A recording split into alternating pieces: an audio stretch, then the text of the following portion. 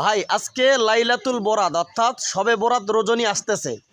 আজকের দিনে দুই শ্রেণী মানুষের ওয়াজ শোনা এবং আমল করা থেকে বিরত থাকবেন। এক নাম্বার যারা অতিরিক্ত বাড়াবাড়ি করে, আর দুই নম্বর যারা অতিরিক্ত সারাসারি করে। অতিরিক্ত বাড়াবাড়িটা কি? অনেকেই বলে যে শবে বরাত উপলক্ষে গোসল করো, হ্যান করো, ত্যান করো, এই করো, সেই করো, এত কিছু মানে অতিরিক্ত বাড়াবাড়ি।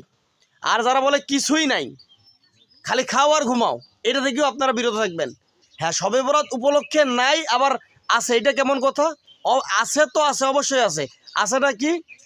আপনি আজকে সারা রাত নফল ইবাদত করবেন, আর যদি আল্লাহ তাআলা তৌফিক দান করে, আপনার শক্তি সামর্থ্য থাকে, তার আগামীকালকে আপনি রোজা দিবেন।